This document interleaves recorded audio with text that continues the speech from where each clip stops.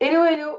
Je ne sais pas si vous êtes connectés depuis un certain temps. Et du coup, eh bien, vous avez dû voir que on était en train de régler plein de petits soucis techniques. Enfin, voilà, je dirais plein de challenges techniques quand c'est la première fois justement qu'on utilise ben voilà, tous ces outils sur Internet pour être connecté et communiquer. Bah déjà, est-ce que vous m'entendez? Est-ce que vous me voyez? Est-ce que tout est OK? Alors, ce soir, ça va être vraiment dynamique. On va échanger. Donc, Edin, vous pouvez me répondre dans le chat, mais vous pouvez aussi, je vous ouvrirai à un autre moment lors de l'échange l'accès au micro. Mais déjà, est-ce que vous pouvez nous mettre dans le chat? Est-ce que vous me voyez? Est-ce que vous voyez Virginie? Et puis j'espère qu'on va pouvoir aussi avoir Cécilia Aguirre qui ne devrait pas tarder, j'espère. Voilà, qui a un gros souci de connexion en revanche. Donc, est-ce que vous pouvez me dire si tout est OK pour vous déjà?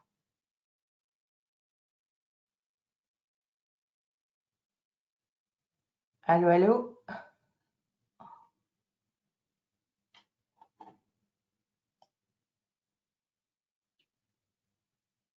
Alors, je vois une réponse. Super, merci Gwenella. Tout est OK. Parfait. Bien, eh bien écoutez, ce soir, je suis ravie d'être avec Virginie Chestin, une colibri qui va vous présenter son projet, un projet artistique, un projet éco-responsable, un projet avec une dynamique, avec un esprit, avec une vision, un projet de femme aussi. Et puis, j'espère que Cécilia ne va pas tarder et pourra aussi nous rejoindre.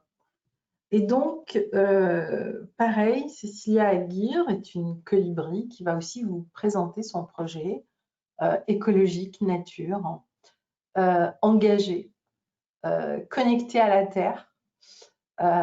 Et donc, l'une et l'autre, en réalité, travaillent avec des matières très nobles.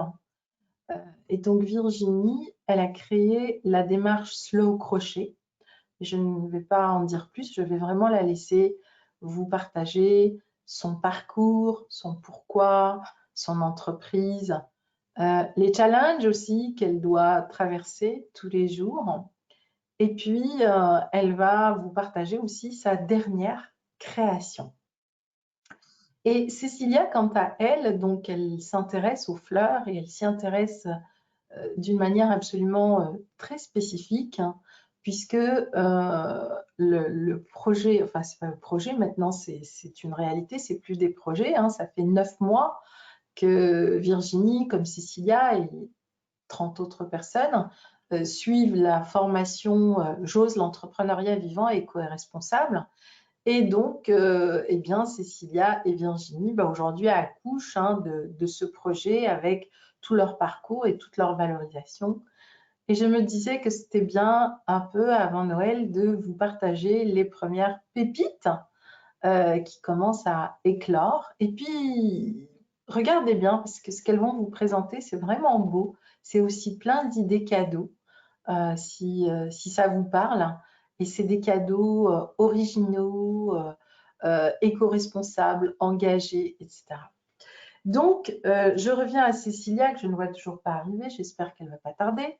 Donc, Cécilia Aguirre, donc elle a vraiment un atelier grandeur nature et elle fabrique des teintures absolument naturelles avec une énergie, un esprit extraordinaire puisque elle crée ces teintures à partir des fleurs. Donc, j'espère vraiment qu'elle va pouvoir se connecter, qu'on va pouvoir la voir, qu'on va pouvoir voir ce qu'elle fait. Sinon, on s'organisera. Donc voilà, donc je vous invite vraiment à être patient aussi ce soir parce que, vous voyez, il y a plein de petites étapes à dépasser au niveau de la technique. Et c'est toujours comme ça quand on se lance la première fois. La technique nous joue toujours des tours, Mais comme je disais tout à l'heure à Virginie, c'est drôle. Après, une fois qu'on s'habitue, c'est comme si que ça n'amusait plus la technique. On n'a plus ce genre de problème. Ou alors on les a, mais on les voit même plus parce que ça fait partie des règles du jeu quand on travaille sur Internet. Donc, eh bien, on va démarrer maintenant avec Virginie. Virginie, bonsoir. Même si Bonsoir, c'est bonsoir tard. Sabrina, bonsoir tout le monde. Je Alors, suis contente d'être là ce soir. Virginie, je vais passer en grand écran. Voilà, comme ça on va bien te voir. Et puis, eh bien, Virginie, est-ce que tu peux nous dire qui tu es déjà, un peu nous parler de ton parcours et de ce projet Slow Crochet. Donc, on voit là derrière toi plein de fils, etc. Donc, tu vas un peu nous expliquer tout ça. Et puis après, tu nous présenteras toutes les belles choses que je vois là. Oui, donc bonsoir à tous, Virginie chez Stein. Alors j'ai commencé assez tôt dans le monde de l'entreprise. Donc à 20 ans, en fait, je me suis dirigée vers la création de bijoux. Ensuite, j'ai eu différentes expériences, toujours en tant qu'entrepreneur, dans vraiment des secteurs très différents.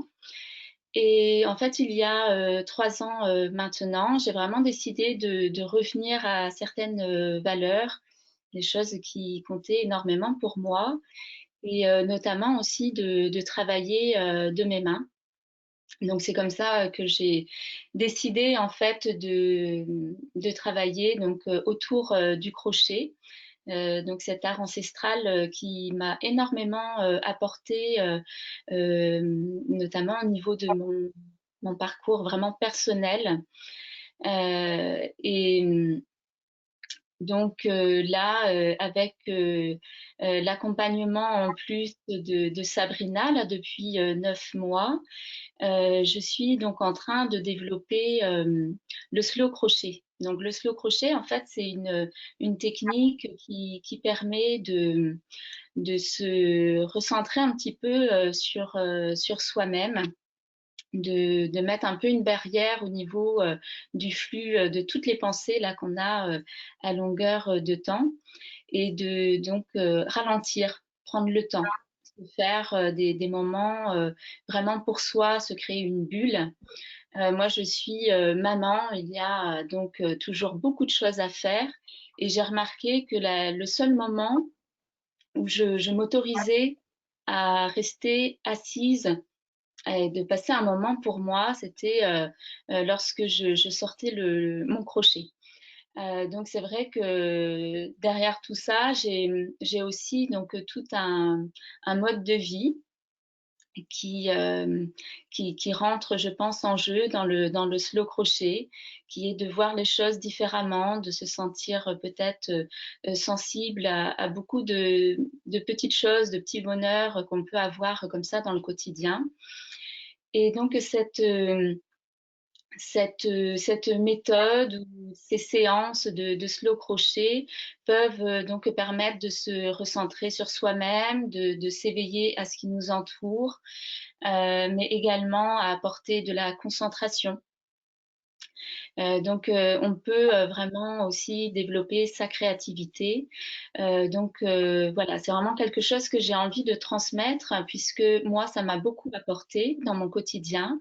Donc, si par cette méthode, je peux aussi permettre à d'autres personnes d'en profiter et de découvrir le crochet par cette façon toute simple. Donc là, c'est encore aussi vous apporter un côté très créatif.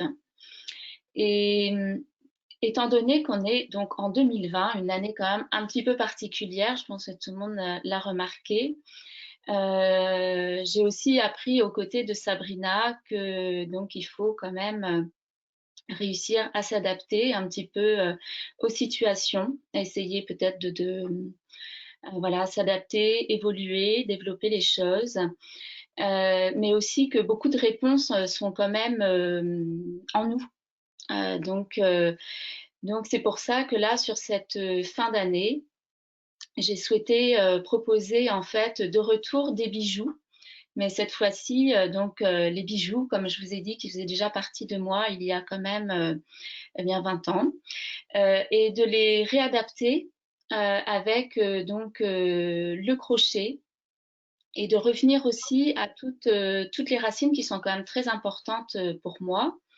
Donc, pour ceux qui ne me connaissent pas encore, j'habite proche de Brest, donc dans le Finistère, en Bretagne. Donc dans le Finistère sud, nous avons quand même des traditions donc par rapport à la dentelle, le pays bigoudin, la broderie, le fil d'or qui est utilisé pour donc sur les costumes bretons. Et c'est vrai que toute cette partie aussi de mes racines sont très très importantes pour moi.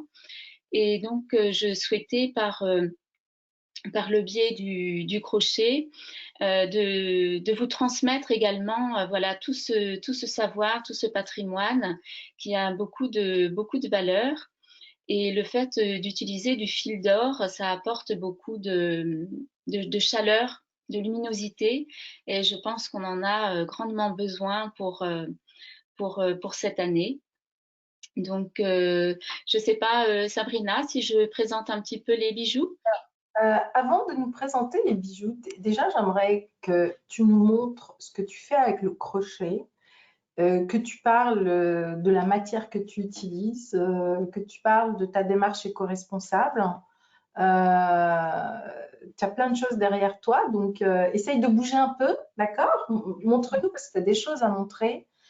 Alors, Et voilà, donc de parler du crochet, c'est mieux de nous montrer ce que tu fais, c'est mieux de nous expliquer en quoi le coton que tu utilises est différent, etc. d'accord. Alors donc déjà, voilà, j'ai essayé de, de mettre le crochet un peu au goût du jour, de lui apporter une touche assez moderne, mais à la fois donc rester sur des formes assez minimalistes. Et donc ici, c'est travailler avec du coton recyclé. Donc ce sont les grosses pelotes que vous pouvez voir qui sont derrière moi. Donc voilà, il y en a toute une rangée là, près de moi. D'ailleurs, dès que les étagères se vident, je me sens pas très bien, puisque ça, j'ai besoin de savoir que je peux crocheter autant que je le souhaite. Là après, voilà, ce sont des pots qui peuvent être utilisés donc pour mettre des plantes. Ici, par exemple, j'ai un petit pot qui est suspendu. Je fais également des grands tapis. Ça peut être aussi voilà, des grands plateaux comme ça qu'on peut mettre tout simplement sur une table basse avec une petite plante verte, une petite bougie. On se crée tout de suite une ambiance toute simple. Et donc, ce genre de travail-là se fait avec des crochets qui sont quand même relativement gros. Voilà, c'est pas les crochets les plus classiques. Donc, celui-ci va être utilisé si je souhaite travailler en double fil, notamment lorsque je souhaite faire des gros coussins. Et sinon, ça, c'est quand même mon crochet, mon petit chouchou, qui me sert pour pratiquement tout mon travail dans cette matière. Donc ce coton recyclé passe en machine. Donc il est quand même aussi très pratique, notamment voilà je fais des tapis, des corbeilles donc de toutes les tailles. Je propose également quelque chose qui est quand même très utile aujourd'hui, c'est une éponge lavable, donc qui vous permettra de faire plusieurs années. Donc ça, c'est quand même un produit qui devient de plus en plus commun, mais reste après à trouver un produit qui dure aussi vraiment dans le temps pour que ce soit aussi intéressant. Ça, c'est surtout voilà pour cette matière. Et donc là, concernant les bijoux, j'utilise un crochet qui va être complètement différent. Donc c'est ce que j'adore aussi dans mon travail, c'est de pouvoir utiliser cet outil pour faire différentes choses. Et donc là, je vous montre un crochet donc tout petit, un crochet de dentelle. Et celui-ci a encore plus de valeur pour moi puisqu'il appartenait à ma grand-mère. Donc c'est vrai que chaque jour, j'ai la chance de pouvoir l'utiliser et de penser à quel point elle aurait été quand même, je pense, très fière de découvrir tout ce travail aujourd'hui. Notamment sur aussi le fait que le fil que j'utilise, c'est du fil en fait qui vient de brocante ou alors donc grâce à un fournisseur qui récupère des lots. Donc ce sont des fils qui sont déjà un peu sortis du système quand même et j'ai encore plus de plaisir à travailler parce que je sais que ce fil appartenait déjà à des personnes qui travaillaient la dentelle des générations précédentes et d'imaginer donc, mettons les napperons ou la dentelle qu'ils pouvaient à l'époque faire. Et donc, moi, aujourd'hui, d'avoir la chance de travailler ce fil-là, j'ai l'impression de redonner vie, en fait, et de redonner un petit peu une histoire à toutes ces racines. Donc, Donc, Virginie, est-ce que tu peux nous dire, du coup, bah, cette année particulière, toi, ça t'a permis finalement de... Qu'est-ce que tu as transformé? Qu'est-ce que tu as remis en valeur? Enfin, voilà, qu'est-ce que cette année t'a apporté très concrètement pour revenir dans ta démarche du slow crochet, si je comprends bien, à ton origine. Donc, c'est comme une forme d'ancrage, un retour aux sources et qui te permet aujourd'hui de lancer quelque chose de complètement nouveau que tu aimes, mais avec une créativité nouvelle, si je comprends bien. Ou peut-être ancienne que tu as transformée, je ne sais pas, mais c'est ce que tu vas nous expliquer. je pense ancienne et que j'ai transformée, mais je pense aussi que je l'avais peut-être un petit peu oubliée. Et c'est vrai que là, cette année, j'ai la chance, je pense, d'avoir réussi à retrouver vraiment toutes les valeurs très, très importantes qui m'animent et à trouver les solutions en fait en moi pour venir accorder en fait tous ces différents points qui vont composer en fait mon entreprise de demain. C'est vrai que c'est un peu le chaos autour de nous et pourtant moi je me sens assez sereine sur par exemple 2021 où je vais pouvoir en effet vivre vraiment tout ce qui m'anime profondément et que j'ai réussi à retrouver sur cette année grâce également, donc, hein, comme j'ai pu le préciser, à ton accompagnement, la formation, cette communauté aussi, en fait, des différentes personnes là qui partagent les mêmes valeurs que nous. Donc, je pense qu'on a tous un peu une approche différente, mais pour ma part, je crois que 2020 reste une année positive dans le sens où en fait, ça m'a permis de me rendre compte que les obstacles font revenir en nous pour trouver nos solutions qu'on on a peut-être tendance à chercher ailleurs alors elles sont bien en nous et c'est ça qui permet après d'animer pleinement un projet qui nous correspond, qui est unique, qui ne peut que parler puisque c'est fort en valeur quelque part. On donne beaucoup de soi dans ce genre de projet. Alors, c'est quoi ta dernière création? Donc là, au niveau des bijoux, je vais peut-être les rapprocher un peu. Alors, Donc j'ai fait différentes boucles d'oreilles. Donc celle-ci, donc là, c'est réalisé avec du Goldfield. Donc c'est vraiment un matériau de qualité, puisque donc là, on est sur une finition 14 carats. Donc à savoir que ça a une meilleure qualité que le plaqué or. Et là, le fil donc, qui a été toujours récupéré, c'est du fil de soie. Donc ça, c'est vraiment un bonheur à travailler. Ça glisse sur le crochet et ça apporte ensuite un côté assez lumineux à la boucle d'oreille. Donc là, et donc on est sur quelque chose d'assez imposant peut-être en termes de taille, mais c'est vraiment très très léger. Donc ce modèle-là que j'aime beaucoup, donc je le porte là aussi ce soir. Donc là, il est réalisé essentiellement avec du fil d'or. Donc là, tout à l'heure, je vais vous montrer un tout petit peu comment je procède pour le faire.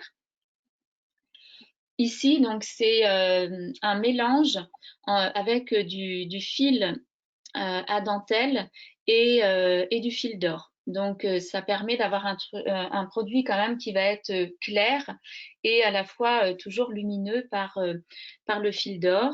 Donc voilà, il se décline également après en couleur ivoire. Voilà. Donc, je vais peut-être vous montrer juste si j'y arrive par la caméra à vous faire partager un petit peu donc mon quotidien à l'atelier. Donc là par D'autant contre, que tu as pour objectif aussi, quand on sera déconfiné, de créer des ateliers de slow crochet. voilà, des ateliers de slow crochet pour permettre un peu à tout le monde de découvrir cette technique, mais pas de la découvrir d'une façon trop pédagogique comme on peut la connaître. Moi, je souhaite faire découvrir le crochet par la répétition des mailles. On entend ma voix, on sait ce qu'il faut faire, on se laisse un petit peu bercer. Euh, on se détend, on a une bonne tisane, une petite bougie, on passe un moment ensemble, vraiment une bulle.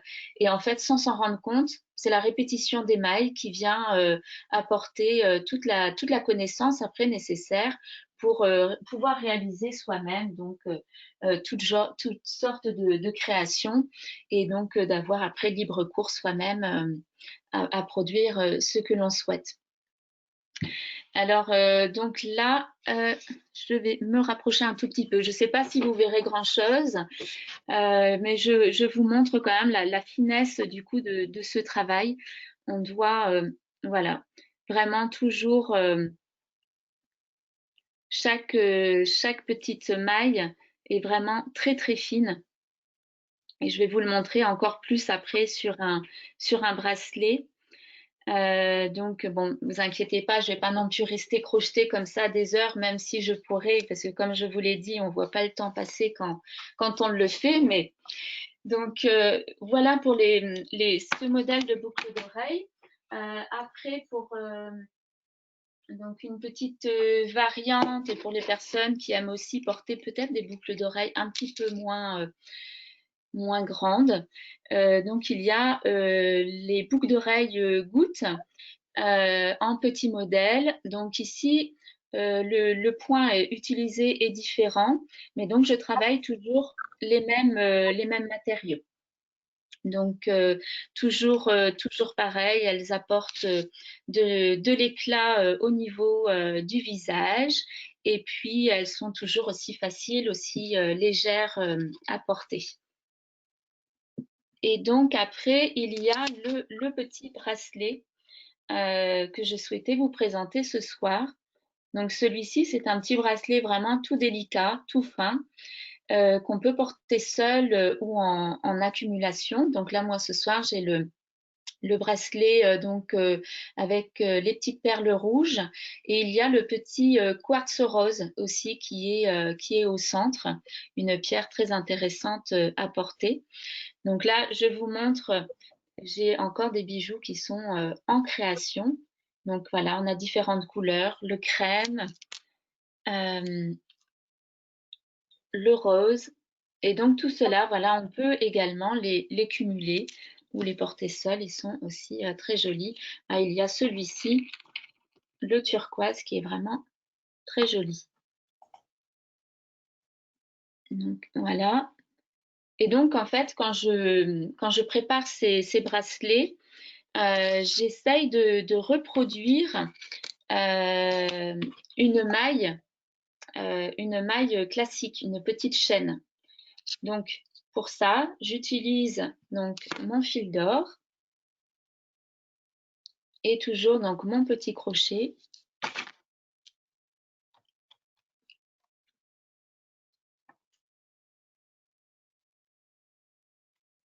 Et donc là, ça va être un travail de un peu de précision quand même, puisque il va falloir réussir à avoir la régularité dans chaque maille.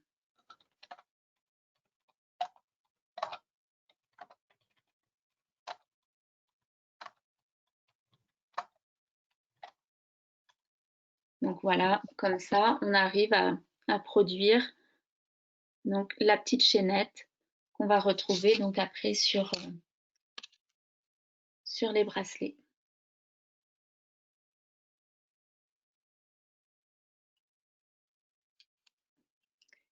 Voilà, et donc ensuite, vous avez les petits pendentifs qui sont pareils, travaillés tout au fil d'or ici.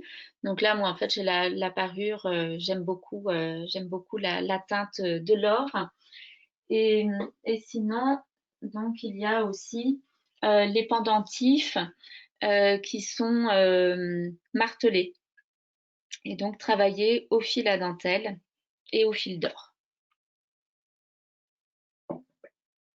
Donc c'est plutôt une collection de bijoux très lumineuses, très féminines. Donc ce sont des bijoux assez fins et délicats et pleins d'amour.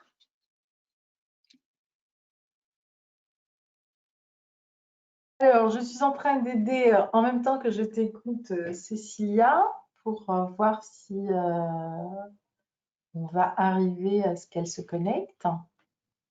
Alors, maintenant que tu nous as montré au fait tes créations, euh, est-ce que tu peux aussi nous partager un peu quelles sont toutes les questions que tu t'es posées pour en arriver jusque-là, ton cheminement, les challenges que tu as dû relever? Je ne pense pas que ça a toujours été très facile de, Non. de, voilà, donc est-ce que tu peux nous partager aussi ton parcours un petit peu, et puis, Euh, ce que tu as fait dernièrement, parce que tu as dû traverser aussi toute une étape pour préparer ça dans le cadre des cadeaux de Noël. Enfin, tu t'es lancé dans une aventure qui était assez nouvelle pour toi, dans un délai très court.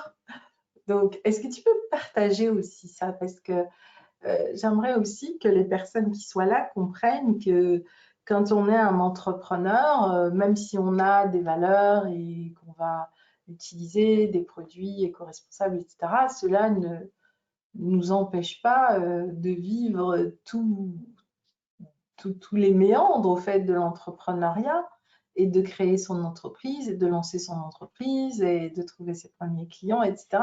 Donc, est-ce que tu peux nous partager tout ça? Mes petites péripéties en fait, quoi. Bah oui, c'est ça qui est intéressant dans l'histoire finalement. Ouais. Les péripéties, donc bon, il y en a quand même beaucoup, beaucoup, beaucoup. Après, c'est ça, je pense, la différence quand un projet vraiment nous anime, on est prêt à les traverser, à passer tous ces obstacles.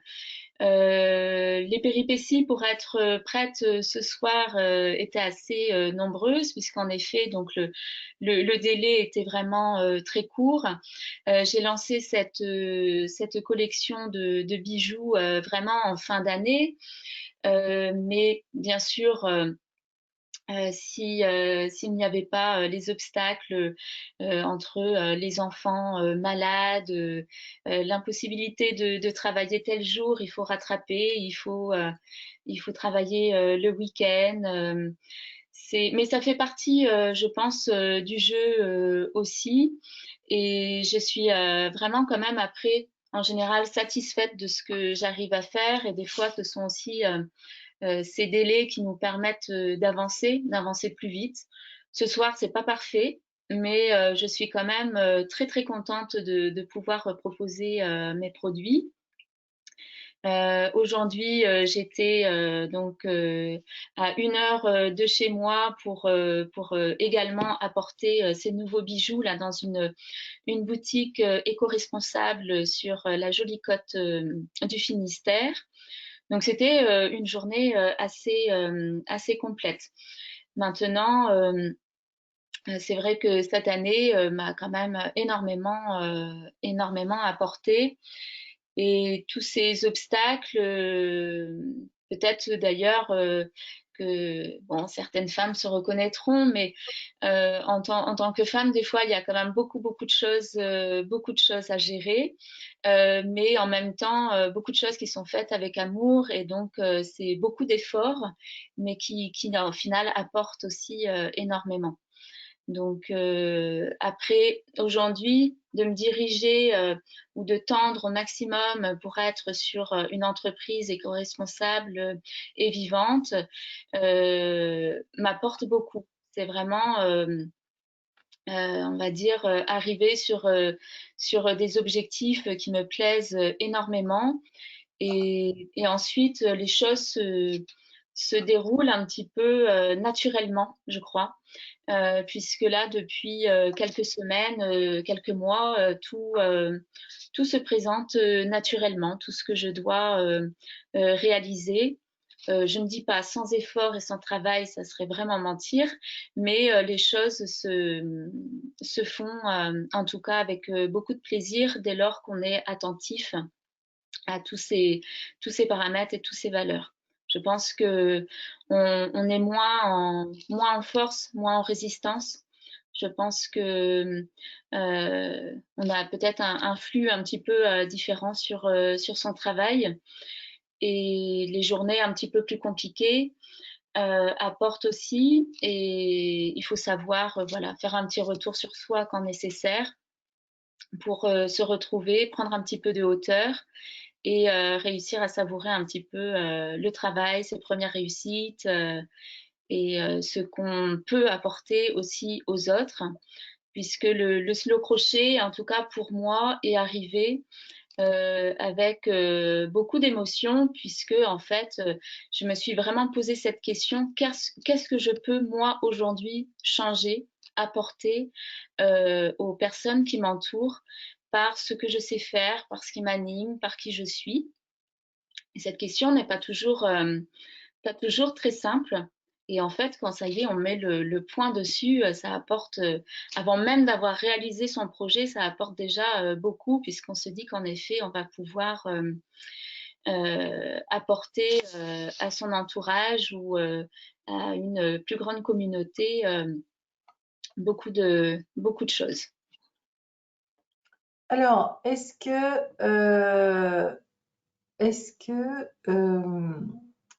tu peux aussi nous partager ta dernière étape? Et j'aimerais aussi, s'il y a des personnes qui veulent te poser des questions, est-ce que vous voulez poser des questions à Virginie? Je crois qu'il y a beaucoup de femmes ce soir parmi nous. Alors, vous pouvez nous poser des questions soit directement via le chat, soit, allez, on va prendre quelques questions-réponses. Peut-être qu'entre-temps, Cécilia va régler son... Euh, voilà, je vais vous ouvrir aussi l'accès au micro. Donc, si vous voulez échanger avec Virginie. Et puis, Virginie, est-ce que, au fait, tes produits, on peut les acheter ou c'est pas encore commercialisé?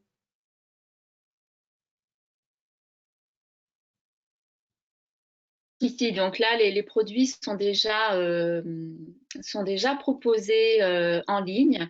Donc, on peut les retrouver en se dirigeant donc vers mon site et en cliquant pour découvrir la collection de bijoux. C'est aussi encore possible de les glisser sous le sapin. Je suis donc à mon atelier à préparer tout ça donc avec beaucoup d'amour et de plaisir, à envelopper donc les cadeaux dans des petits tissus, une petite perle en or brodée dessus. Et j'adore donc toute la calligraphie, donc je me fais en général un plaisir de glisser dans le paquet une petite carte. Donc, vous pouvez, par exemple, me donner le nom de la personne à qui c'est à offrir. Et donc, je ferai toujours, voilà, soit vous me donnez le petit mot que vous souhaitez envoyer, soit juste le prénom. Et donc, je vous fais la petite carte avec le prénom. Mais chaque paquet est toujours expédié avec beaucoup d'attention. Le détail compte. Et en général, c'est aussi toujours ce qui fait plaisir. Donc, faut vraiment pas hésiter à ce niveau-là. Je suis présente et disponible si on souhaite m'appeler aussi pour avoir des bijoux personnalisés. Je suis toujours présente. Alors, il y a une question qui me vient à l'esprit. Comment tu organises ta journée pour avoir le temps de faire ça? Parce que ça prend quand même du temps. Oui, C'est- ça prend beaucoup de temps. Ça va beaucoup Euh, écrire un mail que de faire un bijou. Donc, où est-ce que tu trouves le temps pour faire tout ça? Parce qu'en plus, toutes tes dernières créativités, c'est vraiment, tu as fait ça dernièrement. Comment tu fais? les journées commencent très tôt et se terminent relativement tard quand même. Et surtout que je souhaite dans mes journées professionnelles vraiment intégrer les facteurs par rapport aussi à ma famille, mes enfants. Donc je suis une maman poule qui aime beaucoup passer du temps avec mes enfants. Mais j'ai la chance en fait que quelque part ma famille est complètement intégrée à mon projet. Donc mes enfants passent aussi beaucoup de temps donc mon atelier qui se trouve à mon domicile, point très très important pour moi. Donc en fait, être dans mon atelier, c'est pas du tout être coincé dans mon bureau. Voilà, c'est une pièce qui fait partie de la maison, sa vie. Je fais beaucoup de choses ici en même temps que je travaille au crochet. Et après, je crois que comme j'aime énormément ce que je fais, c'est aussi un petit peu différent. Ce temps, en effet, hein, il est bien présent, ce temps de travail, mais ce temps de travail m'apporte. C'est-à-dire que lorsque je prépare un bijou pour une commande, il y a quand même un échange. Déjà, l'envie de faire plaisir en fait à la personne qui va le porter.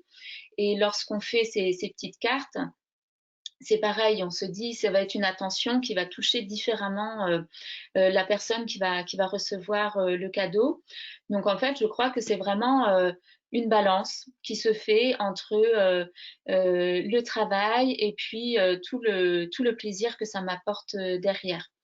Maintenant, c'est vrai que janvier sera quand même vraiment le bienvenu pour souffler un peu, puisque quand on est créatrice, les fins d'année sont quand même très très chargées, surtout avec le lancement comme ça d'une collection qui n'était pas prévue forcément auparavant, et c'est quelque chose que j'ai vraiment eu envie de sortir pour Noël. Donc voilà, c'est sûr que une vie quand même bien remplie et des journées qui sont très riches. Il y a Dominique qui disait,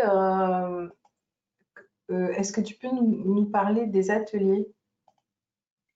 Alors, donc les ateliers, là, enfin, avant tous les problèmes qu'on a pu rencontrer au niveau de la crise sanitaire, donc je propose des ateliers déjà, des ateliers crochet, donc tous les mois là sur mon secteur.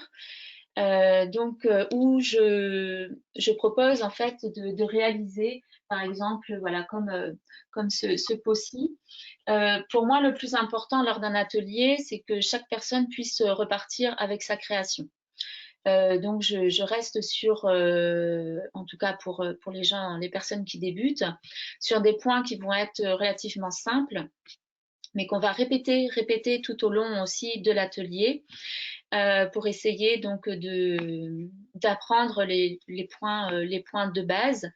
En général, je ne parle pas de mailles serrées, de mailles coulées, de brides ou quoi que ce soit, puisque je n'ai pas du tout envie de faire peur. Je pense qu'il y a beaucoup de personnes qui fuient le crochet ou peut-être d'autres activités manuelles, puisque des fois les termes sont un peu compliqués, font un peu peur. Lire un diagramme. Donc moi, j'ai plutôt une approche très simple du crochet, où mon souhait, c'est vraiment que la personne puisse en retirer quelque chose et rapidement. Et je pense que le fait de rentrer chez soi déjà avec sa première création apporte beaucoup. C'est un atelier où les personnes, donc si on est à plusieurs, on peut échanger, mais on peut aussi voilà, juste s'octroyer un petit moment pour soi. Je le fais assez facilement sur les heures de déjeuner, par exemple. Comme ça, je sais très bien que tout le monde est toujours très pris, donc ça n'empiète pas trop sur le temps de travail ou autre. Et donc, ça permet comme ça de se faire des petits moments le vendredi avant le week-end. Donc ça, ce sont pour les ateliers que je peux faire autour de chez moi. Et donc là, après, les ateliers de slow crochet que je souhaite proposer, donc pourront se faire en visio cette fois-ci, pour permettre de toucher quand même plus de monde. Et puis au final, je me suis rendu compte que tout ce qui compte quelque part, c'est d'avoir un cadre assez agréable, tranquille, voilà, de prendre son temps. Donc moi, j'essaye d'expliquer donc simplement comment on va débuter pour faire le centre, pour après agrandir. J'explique comment on va monter pour faire le pot. Et donc je répète sans cesse donc comment on procède pour faire le point. Et donc en fait c'est vraiment ce côté de ralentir qui pose tout d'un coup dans nos vies très, très, très rempli, de prendre le temps.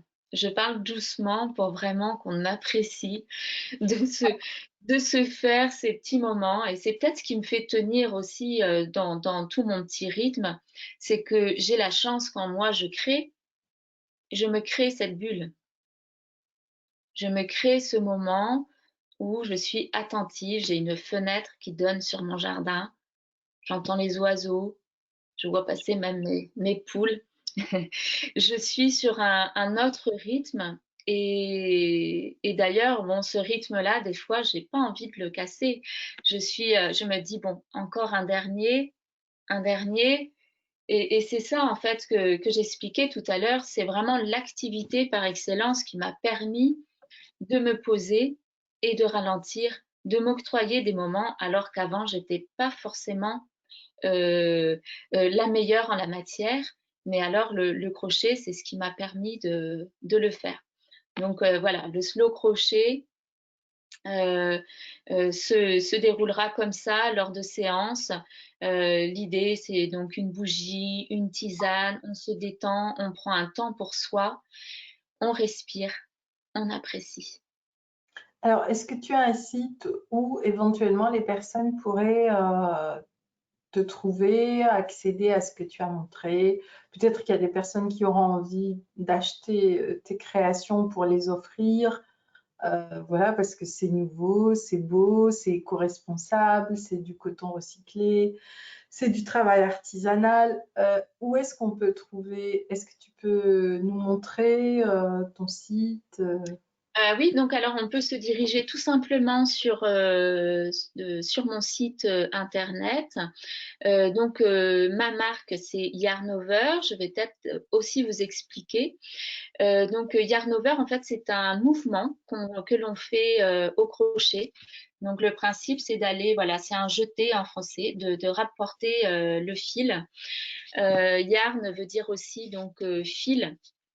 Donc voilà pour l'explication quand même du nom choisi. Et donc, Yo, c'est voilà l'abréviation. Et lorsqu'on travaille au crochet, bien sûr, on n'écrit pas les mots en entier. On a toutes les abréviations qui sont présentées sur les patrons. Donc, en allant sur mon site Yarnover, alors je sais pas, peut-être Sabrina, je partage en même temps mon écran. Non, on ne voit pas. Il y a que toi Alors, qui... je vais essayer puisque, bon, comme on l'a dit tout à l'heure, il faut encore apprendre un peu. Alors, donc là, j'ai cliqué sur... non.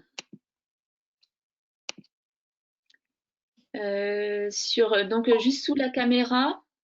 Oui, donc le petit cadre où il y a partager l'écran et tu fais partager mon écran.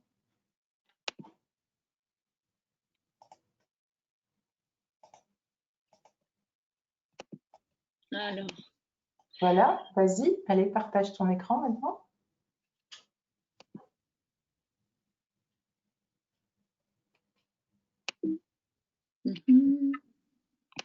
Après, il faut que tu ailles sur ton écran pour qu'on puisse le voir. Maintenant, tu vas sur ton écran, on le voit là. c'est bon pour vous? Oui. Oui. Alors, Donc là, donc on est sur... alors, par contre, il faudrait que j'arrive à enlever. Voilà.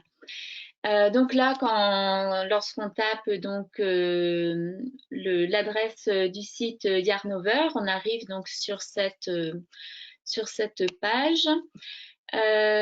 Donc tout de suite là, vous avez en fait tout simplement le petit bouton découvrir les bijoux au fil d'or. Donc il suffit de cliquer dessus. Et là, on arrive donc sur la boutique en ligne, donc qui est proposée sur la plateforme Etsy, qui est une plateforme donc de différents créateurs. Donc là, on peut voir les boucles d'oreilles que je porte ce soir. Et donc voilà, après, lorsqu'on descend, on peut, si on souhaite, aller essentiellement sur les bijoux.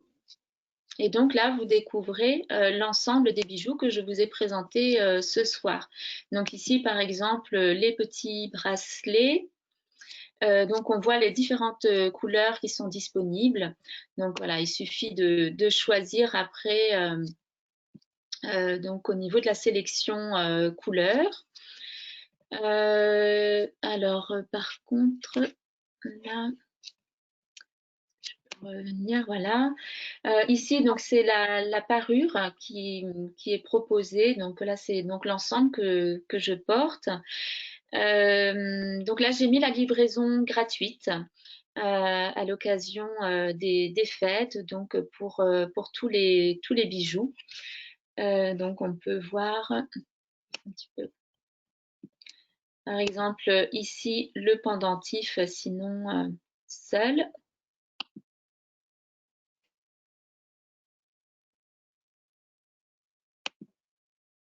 Voilà. Et après, bien sûr, je suis vraiment disponible pour toutes les personnes qui auraient besoin un petit peu plus d'informations que j'aurais pu peut-être oublier de préciser ce soir. Même si je pense voilà, avoir bien expliqué un petit peu tous les matériaux. Mais c'est vrai qu'il ne faut pas hésiter, je suis vraiment disponible pour vous et pour vous accompagner, pour trouver vraiment le bijou qui vous convienne et qui puisse vous faire plaisir. Ben, merci beaucoup, Virginie. Ça fait du bien, je trouve, justement, de voir qu'en cette période, eh ben, voilà, aujourd'hui, il se passe des choses belles, des choses artistiques, voilà, que dans tout ce marasme que l'on vit en ce moment, il y a aussi des belles créations qui se font et des entreprises qui naissent avec à la fois un travail artistique, un travail. Merci beaucoup en tout cas de nous partager ça. Merci. ton expérience, ton métier, enfin tout ça, tout ce que tu viens de nous partager. Et la manière dont tu le fais, c'est très apaisant. On a envie d'aller se coucher après, donc ou de faire un atelier de crochet. Alors, je ne sais pas s'il y a des questions, voilà, si vous avez des questions à poser à Virginie. Et puis après, on va essayer de trouver une solution pour que je vous partage aussi ce que fait euh, Cécilia. Bon, je pense qu'on ne la verra pas, mais on devrait pouvoir l'entendre. Alors, est-ce qu'il y a des questions pour Virginie?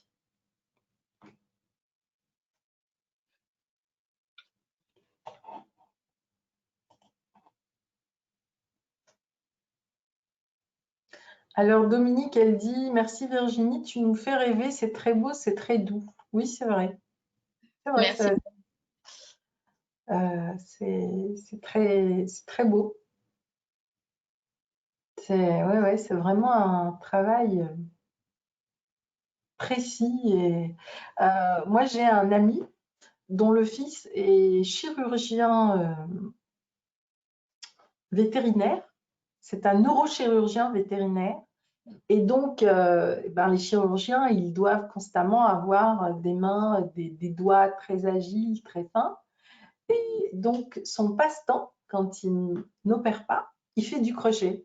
Alors, il fait des nœuds papillons à tous ses potes, à tous ses collègues, et il offre des nœuds papillons à tout le monde parce que bah, ça lui permet de travailler son focus, sa concentration et l'agilité de ses mains. Voilà, alors son père me raconte ça toujours en riant, euh, parce que quand on voit le gamin, il tient pas en place, quoi. C'est voilà, c'est un vrai animal sauvage. Et quand il se met au crochet, eh ben là c'est une autre expérience. Donc tu vois, je pense que à bien creuser, tu as une clientèle en effet qui peut être très intéressante à travers cette idée d'atelier. Aujourd'hui, on parle du le slow food, le slow tourisme, le slow life, le slow style. Enfin voilà, donc c'est à la mode. Et je crois que cette année 2020, c'est aussi ce qu'elle nous a dit, c'est-à-dire très fortement ralentissez. Et si vous ne voulez pas ralentir, bah, je vais aller jusqu'à vous confiner. Voilà, cela dit, on est très content d'être déconfinés aujourd'hui. Et ralentir, c'est aussi, voilà, c'est tout un style de vie, puisqu'en fait, ralentir, c'est prendre du temps, mais c'est aussi consommer différemment. Et donc tout ça, ça rentre après dans un art de vivre qui apporte énormément au quotidien. Moi, c'est des changements que j'ai opérés depuis plusieurs années maintenant, et, euh, et tout s'est fait progressivement. Quand je pensais avoir été au bout d'un sujet, je me rendais compte que, mais non, je pouvais encore aller plus loin et se délester comme ça de beaucoup de choses et arriver à ralentir sur enfin sur la consommation ou consommer différemment apporte aussi après apporte beaucoup. Et donc toute mon expérience par rapport à ça, j'ai aussi envie de la transmettre donc dans le slow crochet.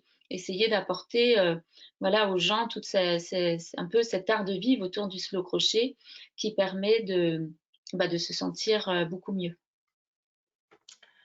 Bien, bah écoute, merci beaucoup Virginie. Bah, on va essayer de passer la parole à Cécilia. Donc Cécilia, alors ce que je vais faire, c'est que je vais aller sur ton site en espérant qu'il se soit facile d'accès. Et voilà. Et donc, on te verra sur ta vidéo là, et puis en même temps, tu vas nous parler. Cécilia, tu m'entends? Oui, oui, je t'entends. Voilà, vous m'entendez aussi? Ok, alors ce qu'on va faire, c'est que je vais couper ta caméra, Virginie, si tu veux bien, pour gagner de l'espace et pour pouvoir partager. Voilà. Donc, est-ce que vous voyez où je suis là? Tu es sur mon site internet, Sabrina. Bon, ben voilà, au moins une chose qui marche, tu vois. Au moins, ça marche. Je suis désolée pour la caméra là, mais il veut pas accepter Google Meeting. Au fait, si je te présentais à travers cette petite vidéo, ce serait OK, tu penses? Oui, tu peux. Elle est un petit peu longue peut-être, mais Pas peut-être la présenter en entier, mais un petit peu, juste pour que les gens voient qui tu es et voilà, puisqu'ils ne peuvent pas te voir. ouais, d'accord. Ça, 2 minutes, l'introduction. Ouais, ok, ok. Pour que le caractère d'un être humain dévoile des qualités vraiment exceptionnelles, il faut avoir la bonne fortune de pouvoir observer son action pendant de longues années. Si cette action est dépouillée de tout égoïsme, si l'idée qui la dirige est d'une générosité sans exemple, s'il est absolument certain qu'elle n'a cherché de récompense nulle part et qu'au surplus, elle est laissée sur le monde des marques visibles, on est alors, sans risque d'erreur, devant un caractère inoubliable. Et ben voilà. On t'a vu en gros plan, donc on sait qui tu es. Voilà, vous m'avez vu en gros plan et c'était il y a quelques années, au tout début de mon aventure agricole, donc sur un terrain qui est en vallée de Chevreuse. Et voilà, il y avait encore rien à part des chevaux qui pâturaient sur ce terrain-là. Et depuis quelques années, je teste et puis je cultive depuis quelques années des plantes tinctoriales et des plantes aromatiques et médicinales aussi. Mais le but premier de cette expérience, c'était vraiment de mettre en culture des tinctoriales, de remonter la chaîne textile voilà, en apprivoisant un petit peu ces cultures et ces couleurs. Alors, est-ce que tu peux maintenant nous parler en détail, hein? Donc, tu vas me dire, donc il faut que je passe, c'est ça, voilà. C'est ça, hein, ton... Alors ça, c'est le catalogue que j'ai préparé pour justement cette fin d'année pour proposer un kit de teinture naturelle. Mais est-ce que tu veux que je parle de ce kit-là ou alors je parle un petit peu de l'historique du terrain et de ma démarche? Bah, un peu des deux en même temps. Un peu des deux. Donc en fait, je suis arrivée aux teintures naturelles par le biais de mon métier qui est restauratrice d'œuvres d'art textile, mon métier premier, on va dire. Et j'ai cherché à pouvoir introduire les teintures naturelles dans ma profession et donc à retrouver des procédés, des techniques, une méthodologie qui permettent les restauratrices d'utiliser ces teintures-là. Et après avoir fait cette première phase, on va dire, de travail, je me suis intéressée à remonter la chaîne, comme je disais tout à l'heure, pour appréhender le monde agricole, donc la culture de ces plantes à couleurs. Et pour ça, j'ai un terrain d'expérimentation, on va dire, dans les Yvelines, en vallée de Chevreuse. Et j'ai commencé à tester. Je me suis formée aussi à l'agriculture. Et petit à petit, voilà, j'ai fait une sélection de plantes. Je me suis installée aussi en tant qu'agricultrice en activité secondaire. Et aujourd'hui, je gère ces deux activités en parallèle, la restauration d'œuvres d'art textile et la culture sur mon terrain des plantes tinctoriales. Donc, j'ai commencé à commercialiser ces plantes l'année dernière en montant une AMAP de plantes tinctoriales qui est la première AMAP non alimentaire de France et peut-être du monde, je ne sais pas.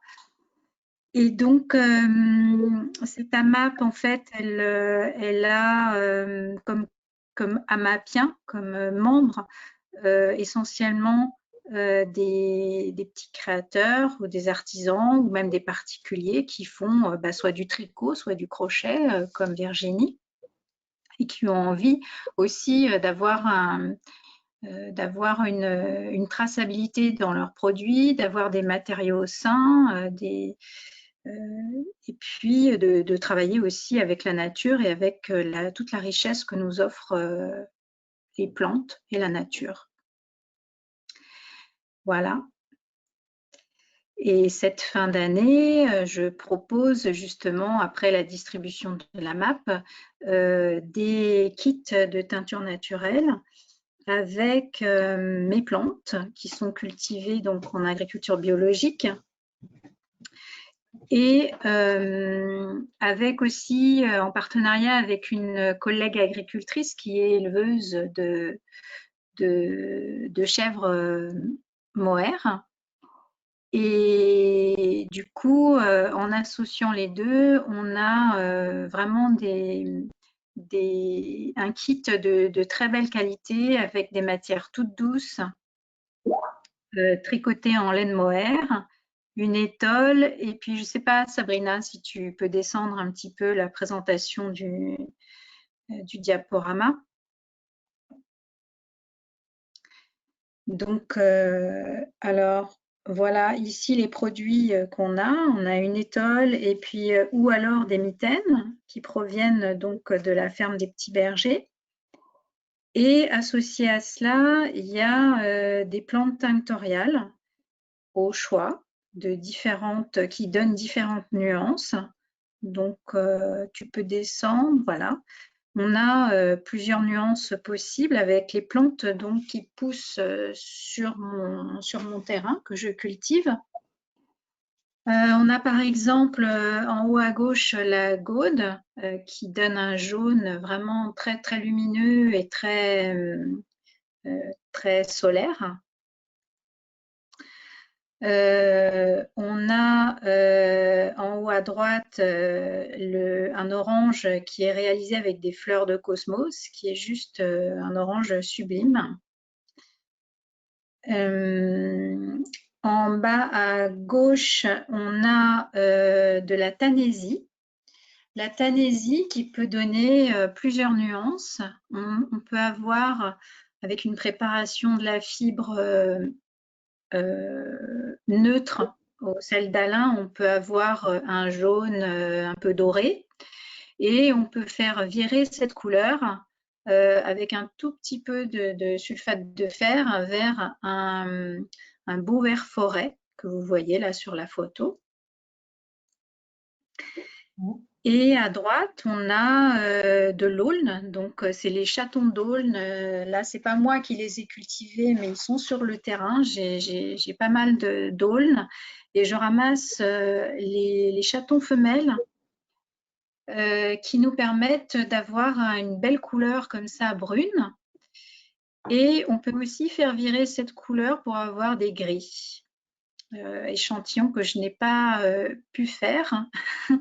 Mais on peut aussi avoir un gris qui accompagne ce beige. Voilà. Et donc ça, ce sont les fleurs. Donc ça, alors c'est une fleur de cosmos. Donc les cosmos, ce sont des plantes qui viennent d'Amérique centrale. Elles sont très bien acclimatées sous nos climats. Et moi, je les fais pousser à partir de la fin du gel. Je les mets en place à partir de la fin mai. Et je commence à les récolter au mois de juillet, le temps qu'elles grandissent et qu'elles commencent à faire des fleurs. Et la récolte a lieu tout au long de l'été jusqu'au premier mauvais temps, en fait. Elle n'aime pas trop de pluie. Donc, à partir du moment où il commence à pleuvoir et à faire froid au mois de septembre-octobre, c'est la fin de la saison des cosmos. Cette année, ils ont été très, très généreux. J'avais vraiment des massifs très importants. Et voilà, ensuite, on a la gaude qui est une plante aujourd'hui qu'on trouve très peu à l'état sauvage, mais qu'on trouvait vraiment très facilement avant le long des chemins, des vieux murets. Les semences sont très très petites, donc ça se ressème très facilement, sauf quand on les récolte trop ou justement elles n'arrivent plus à grainer et à se répandre. Donc aujourd'hui, pour les ramasser, en fait, on est obligé de les cultiver et c'est ce que je fais donc à la microferme des Lilas dans les Yvelines. Et elle se plaît énormément. J'ai des récoltes vraiment très généreuses. Les abeilles adorent aussi ces petites fleurs. Elles viennent butiner tout au long de la floraison qui commence au mois de juin. Donc là, on récolte la plante entière, enfin les parties aériennes, avant de les mettre à sécher, de les hacher, de les mettre à sécher pour pouvoir les conserver et les utiliser plus tard en teinture. Alors, ici, on a de la tanésie. Donc, c'est une plante que j'ai un tout petit peu en mode cultivé sur le terrain, mais le gros de ma récolte a été une récolte sauvage. Ça pousse un petit peu partout aussi le long des talus, au bord des routes et des prairies. Et c'est une plante qui a vraiment un arôme très très fort qu'on peut utiliser en répulsif pour les insectes, mais aussi en aromate. Et elle est très riche en tanins aussi, ce qui lui permet d'avoir des propriétés médicinales aussi intéressantes, même si utilisée en trop forte quantité, c'est une plante qui peut être toxique, donc en interne en tout cas. On obtient avec cette plante-là, c'est pareil, c'est toutes les parties aériennes comme la gaude à la floraison qu'on coupe et qu'on hache. Et on obtient justement un jaune qui est moins lumineux que celui de la gaude, qui est un peu plus doré. Et grâce aux tanins qui la composent, on peut aussi obtenir ces verres dont je vous ai parlé, que vous avez vu aussi dans la première diapositive, en faisant juste une petite opération de nuançage. Et voilà l'aulne. Donc, à quoi ressemblent les chatons femelles de l'aulne? Ce sont eux qui portent les graines de l'arbre et qui s'ouvrent comme des toutes petites pommes de pin minuscules et font tomber leurs graines. Donc, les chatons d'aulne, on les récolte à partir de l'automne, où ils commencent à arriver à maturité. Donc, quand ils arrivent à maturité, ils brunissent, ils deviennent marrons, comme ce qu'on a. Et donc, on peut les utiliser aussi en tinctorial pour donner des bruns et des gris avec un nuançage, parce que c'est aussi une plante qui est très très riche en tanins. Donc, on peut réaliser de façon très facile des nuançages. Et donc, toi aujourd'hui, ton objectif, c'est quoi? C'est de vendre les teintures, c'est que les gens apprennent à faire leur propre teinture. Dominique disait en commentaire, Cécilia, tu travailles vraiment dans et avec la nature. C'est tout à fait ça. Et je pense qu'aujourd'hui, on a énormément de choses. Enfin, je veux dire, c'est vrai que les teintures, c'est pas rien. Je veux dire, l'agriculture, elle a tout ce qui est pesticides, etc. Et après, dans le monde des couleurs, c'est pareil, c'est énormément de chimie. Je regardais les couleurs que tu nous as présentées au tout début, je trouve ça absolument magnifique. C'est des couleurs qui sont vivantes, d'une douceur impressionnante. Enfin, je sens presque, tu vois, la laine, la moire, et puis alors, porter ça, c'est aussi être connecté donc à toute la beauté des fleurs, à toute la vivacité des fleurs. C'est sublime, c'est vrai. J'avais travaillé sur un projet comme ça. C'était un projet pour la préservation de la transhumance. C'était un projet pour préserver la transhumance, parce que la transhumance, eh bien, en réalité, augmente la biodiversité. Et oui, quand les animaux font toute leur traversée, qui sèment leurs crottes un peu partout, que celles-là, elles retournent dans les cycles de la nature, et en fait, on constate que ça augmente justement la biodiversité florale. Et il y avait eu un programme financé par le Programme des Nations Unies pour la biodiversité et le développement en même temps. Et ça a été tout un programme que j'ai mené dans tous les pays où il y avait de la transhumance. Donc ça a été vraiment un projet magnifique et extraordinaire, parce que ça m'a permis de faire plein de transhumances dans les Cévennes, au Maroc, en Grèce. Enfin, ça a été vraiment en Espagne. Et à chaque fois, donc sur le chemin, il y avait tout un travail qui se faisait avec les fleurs. Et ça a abouti à deux choses. Donc, eh ben, les brebis, donc chaque pays avec une espèce vraiment rustique, on a récupéré beaucoup de laine parce que elles ont commencé à retrouver un mode de vie naturel, etc. Donc, elles se sont développées, surdéveloppées, donc beaucoup de laine. Et du coup, on a créé des tapis.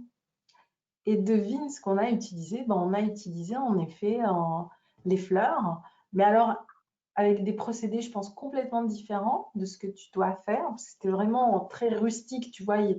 Je dirais qu'aujourd'hui, ils auraient besoin de quelqu'un comme toi pour arriver à cet affinage du travail. Mais ce qui était intéressant, c'est que les tapis qui étaient proposés étaient teints avec des produits naturels issus de toutes les fleurs et de toutes les plantes qui ont ressurgi par le processus de transhumance et de biodiversité. Et tu vois, à cette époque-là, on avait cherché un expert et on n'avait pas trouvé. Donc, c'est dommage, je ne te connaissais pas. Et oui, je veux dire, Ouais. il y a des projets comme ça. Bon, aujourd'hui, on pourrait en rêver, mais avec le confinement, c'est plus possible. Mais tu vois, c'est tout à fait le genre de projet sur lequel j'ai travaillé pendant des années. Alors, on peut dire de cette forme-là d'artisanat, ça peut être ne pas, en effet, c'est pas intéressant. En fait, tu vois, je veux dire, parce que quelque part, c'est loin du monde dans lequel on vit aujourd'hui. Et en même temps, quand on parle d'éco-responsabilité, euh, voilà, aujourd'hui, l'éco-responsabilité pour beaucoup de gens, c'est juste le zéro déchet, tu vois. Et ça va pas plus loin que le zéro déchet. Moi, je dis, bon, le zéro déchet, c'est le minimum de ce qu'on peut faire pour la planète. Ça va améliorer notre facture écologique, mais ça ne réglera pas le problème écologique dans lequel on est. Ce qui nous amènera petit à petit à régler le problème écologique, c'est au contraire de travailler avec des personnes comme toi, comme Virginie, comme ce projet-là et plein d'autres, qui, eux, créent des filières entières de transformation, et comme l'a si bien dit Dominique, dans et avec la nature. Et ça, on en est loin. Oui, tout à fait. Moi, ce projet-là, en fait, il est vraiment né d'une conscience écologique. Et dans l'univers textile, on en a vraiment, vraiment besoin. On commence à le sentir. C'est quelque chose, un mouvement qui commence à apparaître dans le textile, dans la mode éthique, etc. Mais on est encore très loin d'avoir trouvé des solutions pour transformer cette mode, on va dire. Et ce que je fais en mettant les mains dans la terre, c'est expérimenter moi-même la culture, de savoir ce qu'on peut faire, quelles sont les limites aussi, parce qu'il y a aussi des limites. on ne pourra jamais changer l'industrie de la mode pour devenir plus éthique et avoir des teintures naturelles, etc., si on ne change pas aussi la façon de consommer et un peu de, comment dire, de sobriété. Parce que dans le monde actuel où on vit, on n'a pas de sobriété, y compris dans la couleur. La couleur, c'est quelque chose de tellement facile qu'on ne se rend même plus compte que c'est un luxe, que c'était un luxe pendant des siècles, jusqu'à l'apparition des colorants de synthèse, c'était un luxe la couleur. Et quand on revient à des procédés justement anciens, à travailler avec la nature, on se rend compte de tout le travail qu'il y a derrière. C'est du travail humain, mais c'est aussi les rythmes de la nature. Et c'est aussi la capacité de la terre à pouvoir produire une quantité de plantes données. Bien sûr. Au XIXe siècle, on est arrivé avec l'exploitation des terres dans les colonies à l'esclavagisme pour la culture de l'indigo. On est arrivé à faire des famines et des révoltes en Inde aussi avec la culture de l'indigo. Si on revient à la teinture naturelle aujourd'hui, c'est pour plus d'écologie, mais c'est aussi avec des critères humains et raisonnables pour la planète et pour les hommes. Je suis tout à fait d'accord avec toi et je pense qu'il y a un travail énorme aujourd'hui à faire dans le monde de l'habillement, de la mode. Et je trouve ça dommage, tu vois, que par exemple, on ne parle pas d'expériences comme celle-ci ou comme celle qu'on a fait sur la transhumance avec une expérience similaire, mais en revanche, tous les jours, voilà, on est bombardé de pubs d'Hermès, de Gucci, etc. Et moi, ces marques-là, je ne les regarde pas parce que quand tu vois toutes les fermes animalières de crocodiles et autres animaux qu'ils maltraitent pour avoir les peaux, pour faire des sacs et des chaussures en crocodile, je ne comprends pas qu'avec tout ce qu'on fait aujourd'hui pour la planète, on n'arrête pas ce genre de choses. Et paradoxalement, aujourd'hui, tu as beaucoup de ces grandes marques qui créent soi-disant des fondations pour la planète. Et ça, en revanche, on le met en avant. Mais on ne voit pas tout ce qu'ils détruisent et le petit truc qu'ils font pour, bref, ce qu'on appelle le greenwash, mais ça marche et ça a encore des beaux jours. Et puis, bah, ces gens-là, ils vont dire qu'ils sont éco-responsables parce qu'ils vont juste utiliser du papier recyclable. Non, mais où est-ce que va le monde? Et en même temps, quand on voit des projets comme celui-là, ben oui, se dire être éco-responsable, c'est un travail beaucoup plus profond. C'est un travail qui nous amène à être éthique. C'est un travail de conscience. C'est un travail qui nous remet en question. C'est un travail qui exige qu'on ait des modes de vie différents ou qui nous amène à travailler sur des projets qui changent nos modes de vie. C'est un travail qui va nous emmener à une autre relation avec la nature. Et finalement, c'est un vrai processus de transformation humaine. Là, on commence à aller vers le début de ce que peut être, pour moi, l'éco-responsabilité et en tout cas ce lien avec le vivant. Et moi, je le trouve, franchement, je trouve ça super. Alors, comment tu prévois maintenant de transmettre ça, Cécilia, parce que c'est quand même super intéressant. Comment ça se passe si on veut apprendre à le faire, si j'ai des pulls que je veux teindre, enfin, c'est quoi, comment ça marche? À qui tu Alors, t'adresses? comment ça marche? Alors, à qui il faut s'adresser? Donc moi, je cultive les plantes. Je donne aussi des formations en teinture naturelle. Je fais partie d'une association que j'ai co-créée qui s'appelle Colore ton monde, voilà, en allant sur le site, sur le web, on peut très bien trouver, et on propose différentes formations si on veut apprendre la teinture naturelle. Dans ces formations-là, j'en fais aussi une qui me tient vraiment à cœur, qui est la formation que j'appelle Global Indigo. Là, je ne vous ai pas présenté de bleu pour l'indigo dans le choix des kits parce que tout simplement, je n'en ai plus. J'ai tout vendu. C'est la ruée vers le bleu. Et comme j'ai une petite production, voilà, tout part chaque année. L'indigo, c'est vraiment quelque chose de particulier, de magique, et je dirais même d'alchimique. Toi qui parles d'alchimie, c'est alchimique depuis la plante jusqu'à ce qu'on a sur le textile. Et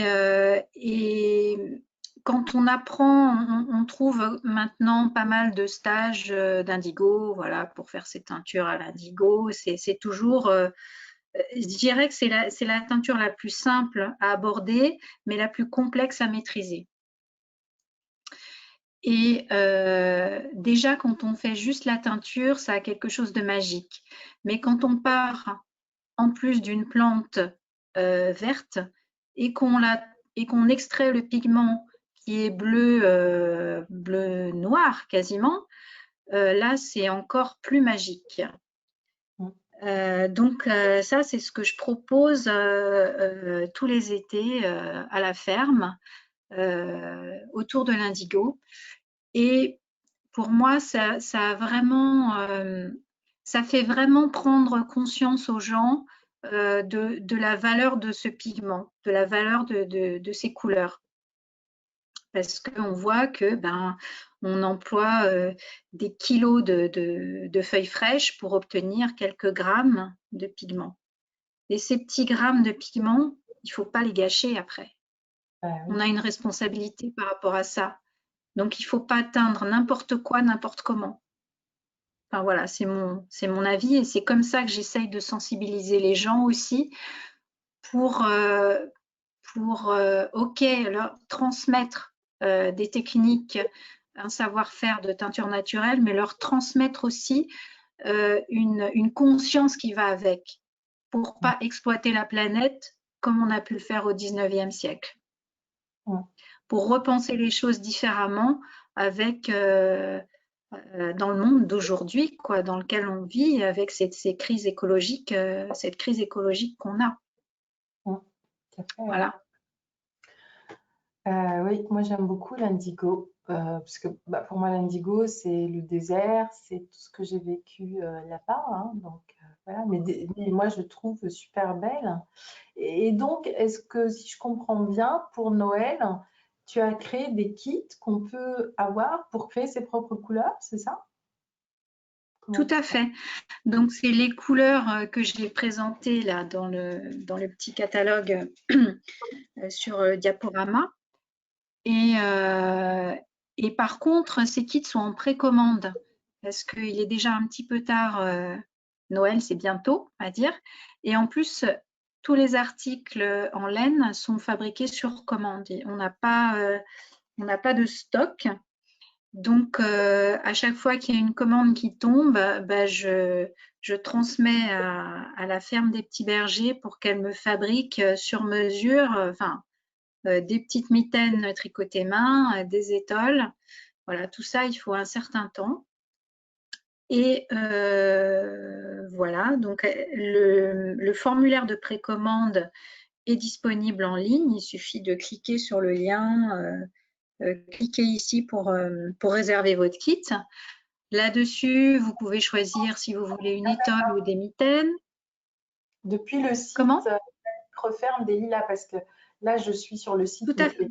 Voilà, donc, c'est depuis le site La Microferme des Lilas. OK. Oui, c'est ça. Donc, la microfermedeslilas.fr. Okay. Et donc, sur ces formulaires, on choisit ce qu'on veut, une étole ou des mitaines, et on choisit aussi la plante qu'on veut utiliser. Et puis voilà, je vous envoie une confirmation par mail et une facture PayPal une fois que que vous avez payé, je lance la fabrication des articles et voilà, vous recevrez dans ce kit l'article à teindre, les plantes, la façon de le fixateur, donc du sel d'Alain, un petit tutoriel papier et je suis en train de vous prévoir aussi un tutoriel vidéo. Il y aura un petit lien sur le prospectus. Et voilà, tout ça, ça partira courant janvier, enfin, dès que possible, au fil des commandes. Alors, Anne-Céline Blanc dit merci Cécilia pour ton partage, tout en alchimie, en responsabilité. Merci Virginie pour tes créations, tout en douceur. Kit teinture très original, dit Dominique. Oui, oui, c'est vraiment des projets très, très originaux et je trouve qu'il y a beaucoup de créativité, d'artistique. Et franchement, cette fin d'année, c'est une vraie bouffée d'oxygène de voir que dans ce monde qui devient fou, complètement fou, voilà, la nature nous ramène à des projets de sens, de cœur, donc c'est très inspirant. Merci. Merci.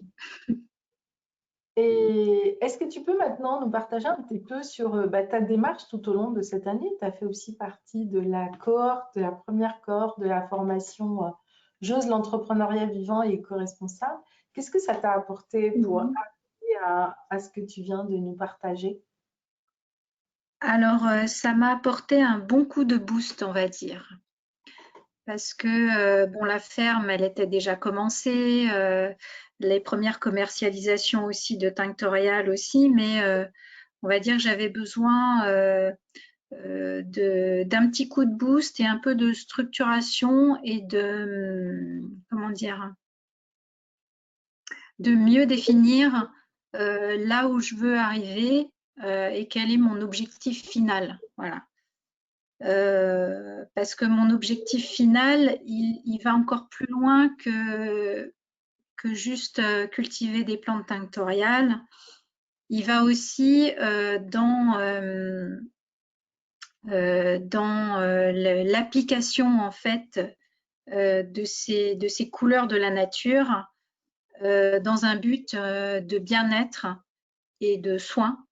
Parce que ce que j'ai remarqué au fil des stages de teinture naturelle que je fais, c'est l'action, enfin, l'effet réel sur, je pense, le psychisme des gens à faire ces teintures, à réaliser, à manipuler ces matières. C'est vraiment une expérience sensorielle et qui est, au final, on sort des couleurs et les couleurs, elles ont forcément elles ont un effet sur notre psychisme. Et voilà, ça c'est le but, on va dire, à moyen terme que je souhaite entamer. Et donc la formation m'a permis de vérifier, on va dire, cette orientation-là et voilà, d'aller un petit peu plus loin pour petit à petit arriver à cette étape-là.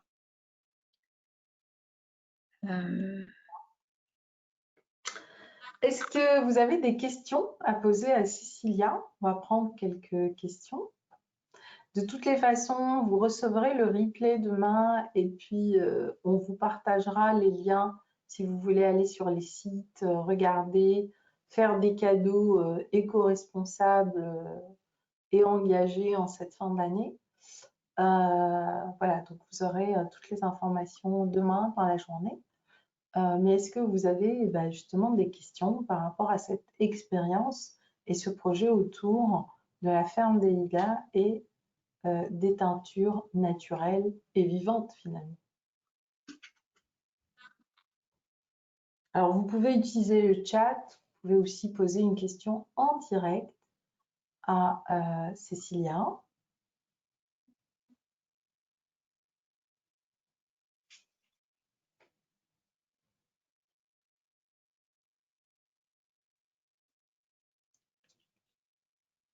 Alors, il y a toujours un petit décalage en général.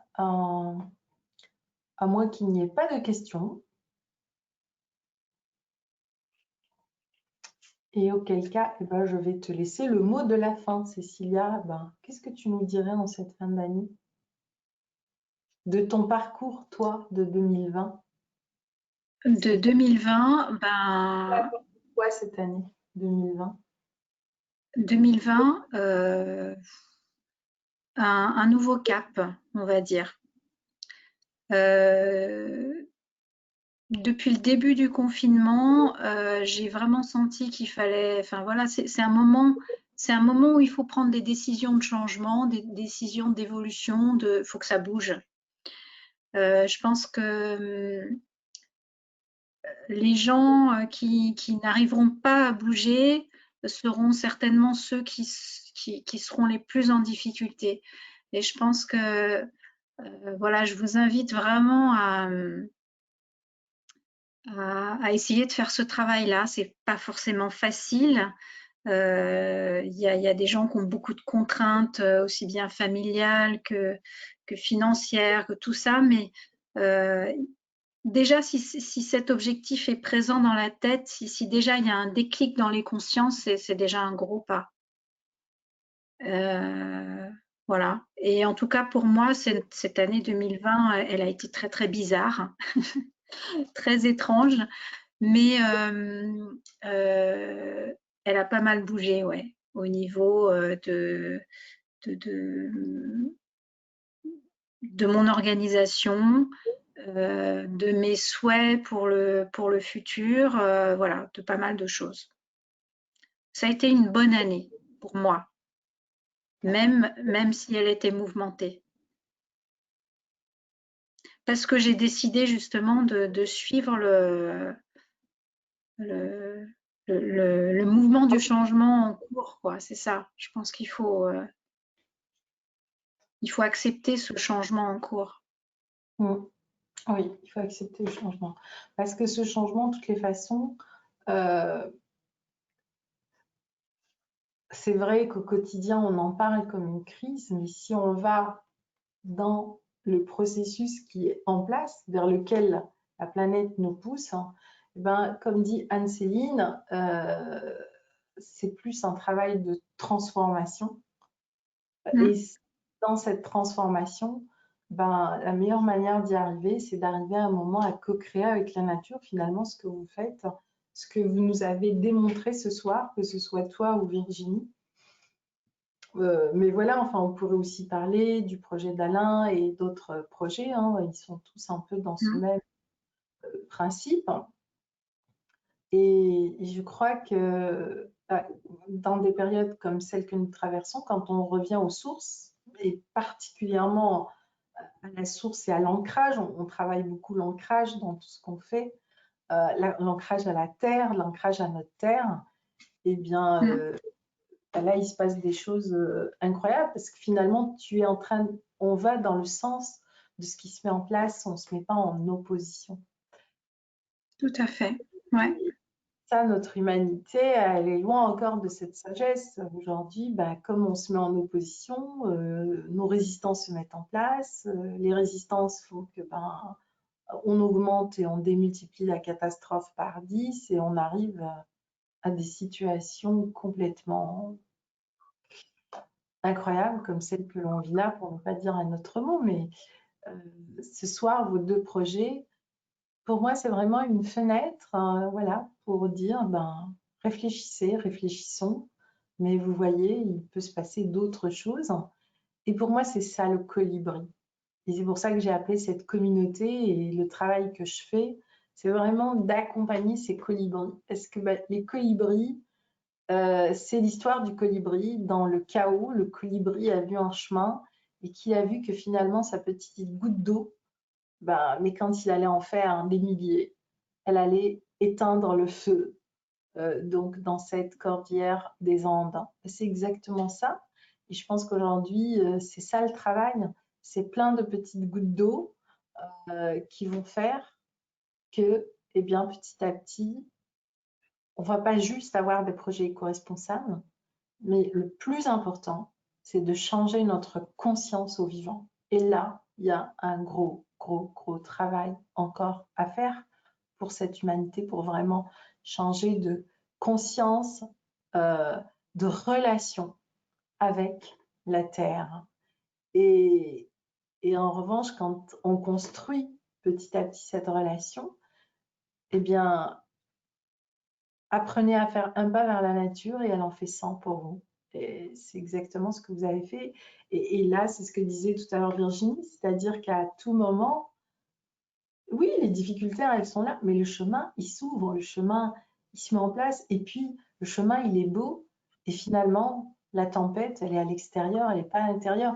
Et c'est vraiment aussi l'expérience qu'on a vécue lors du stage eau à hier, c'est qu'on a traversé la tempête, mais quand on est rentré au cœur de la tempête en étant connecté à toute la nature qui était, ben, on a eu du beau temps, on a eu du soleil et on a eu même une mer qui s'est totalement calmée.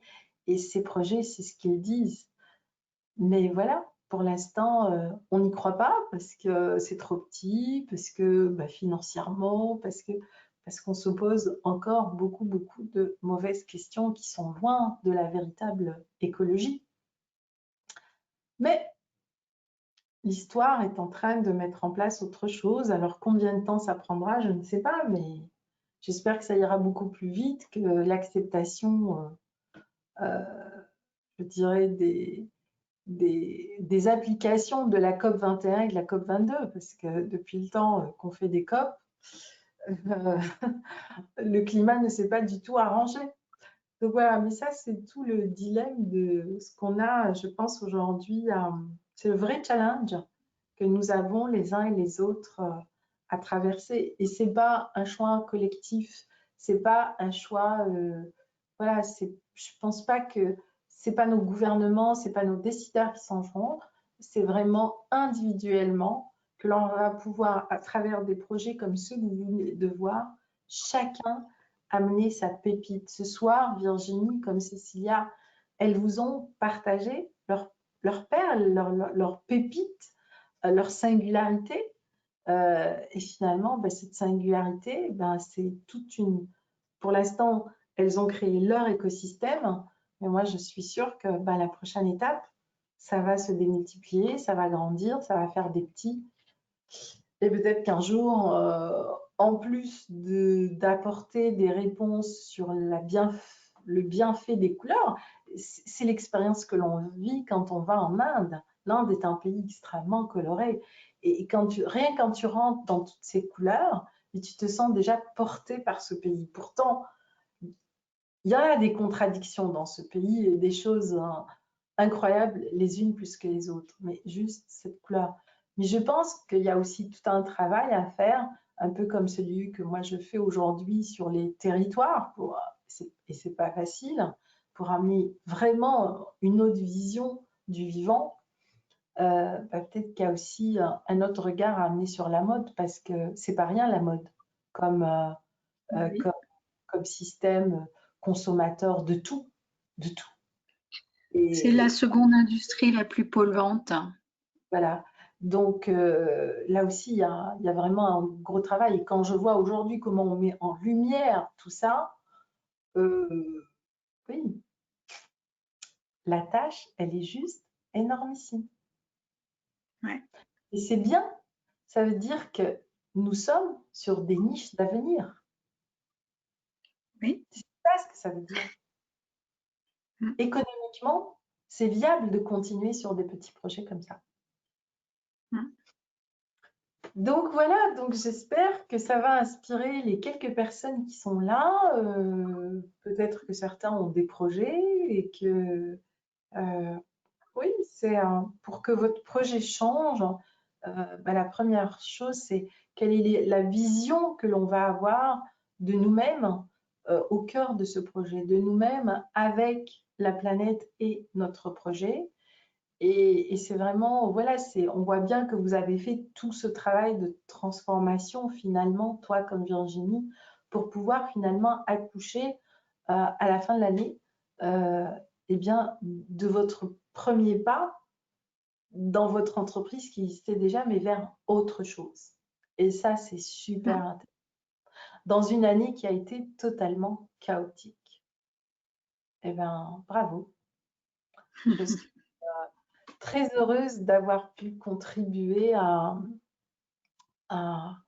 des projets comme les vôtres, parce qu'à l'époque où je travaillais dans des gros programmes, c'est ce que je fais, c'est-à-dire que je vais chercher plein de petits projets et puis après je crée du lien entre les différents petits projets, et puis on accompagne les différents porteurs de projets et c'est comme ça qu'on crée des filières économiques vraiment résilientes.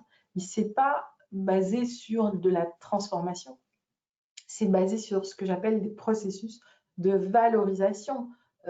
Exactement comme Virginie sublime le fil d'or à travers cette démarche de saut crochet, toi tu sublimes quelque part toute la luminosité, toute la quintessence des fleurs à travers les teintures. Et ça, c'est vraiment la nature, c'est ce qu'elle demande. Elle est belle, elle n'a pas besoin qu'on la transforme, elle a juste besoin qu'on la valorise, c'est tout. Et le processus de valorisation, ce n'est pas quelque chose d'évident pour tous ceux qui pensent faire de l'économie, par exemple. Donc, je dis toujours, si on veut aujourd'hui avoir une économie saine, il ne faut pas penser économie, il faut penser écologie. Quand on fait de l'écologie, la vraie, naturellement, quand on travaille avec un écosystème, s'il n'est pas malade, un écosystème a un seul objectif, c'est croître. On a juste à le suivre dans sa propre croissance. Parce que du coup, nous aussi, on va croître. Mais comment on va croître? En étant en alchimie, en étant en équilibre, c'est du gagnant-gagnant. On grandit, il grandit, on est en bonne santé, et lui aussi. Et ça, c'est un vrai challenge. On en parle beaucoup, mais très, très peu de personnes le font.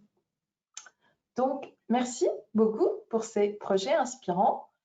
On en aura d'autres, voilà, des vrais projets d'artisans, comme je les appelle, les artisans du bonheur, mais c'est aussi des artisans du changement. C'est vraiment les petits colibris. Et vous allez voir, je vais vous en présenter d'autres en janvier 2021 et puis premier trimestre 2021, comment des petits projets peuvent devenir des vrais programmes d'inspiration à l'échelle de territoires entiers. Donc, apprenez à faire un pas vers la nature et elle en fera 100 pour vous. Et aujourd'hui, j'ai un autre colibri avec qui j'ai échangé et qui m'a dit tu sais quoi, c'est pas quand on fait un pas vers la nature, elle en fait pas 100, elle en fait 1000 vers nous.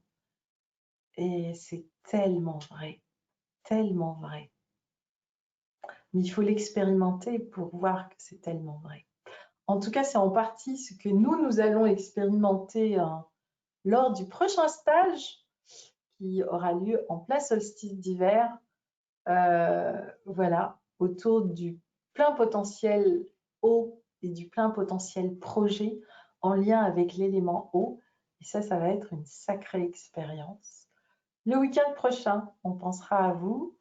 Alors, est-ce qu'il y a une ou deux petites... alors, pas de questions. En revanche, tu as des bravos de Dominique et de Anne-Céline. Merci beaucoup, Cécilia. Merci beaucoup, Virginie. Je ne sais pas si tu es... Sabrina. Bravo. Bravo pour ce projet inspirant. Plein de douceur et de féminité aussi. Je pense aussi que la vraie relance, en tout cas la vraie transition écologique, elle sera au féminin. Parce que les femmes ont justement cette sensibilité au vivant qui est beaucoup moins guerrière, qui n'a pas besoin d'être guerrière compétitive. Et je crois qu'aujourd'hui, la Terre, c'est vraiment ce dont elle a besoin, quoi. Elle a besoin de douceur, elle a besoin de ralentir, elle a besoin d'harmonie, elle a besoin de valorisation, elle a besoin de fleurs, de jolies fleurs. Donc, bravo aux alchimistes colibris, comme dit Anne-Céline, je suis tout à fait d'accord. Eh bien, je vous remercie infiniment, je vous souhaite une très très belle soirée Merci à vous deux. Donc, vous retrouverez toutes les informations demain dans votre newsletter, d'accord? En tout cas, les personnes inscrites ce soir. Et on vous remettra, je vous remettrai les sites de Virginie et le site de Cécilia. Voilà, si vous avez envie de faire des cadeaux smart, éco-responsables, vivants, qui ont une histoire aussi. Quand on offre un parfum, il n'a pas vraiment d'histoire. Je pense que si on offre le bijou de Cécilia, de Virginie voilà, ou le kit tintorial, ça a une histoire. Et donc, Noël, c'est aussi le moment de raconter des histoires, de belles histoires. Et là, c'est aussi deux belles histoires à raconter. Et deux histoires très inspirantes dans la période actuelle. Donc, c'est un triple cadeau finalement que l'on peut faire à quelqu'un en lui offrant ce que vous faites. Marilène, merci à toutes les trois, c'était très inspirant. Très bien Marilène, je pense que ça va t'inspirer aussi dans ton projet. Et puis je remercie aussi tous les colibris qui sont là ce soir. Je vous souhaite une très très belle soirée. Et je vous dis à très bientôt pour d'autres aventures.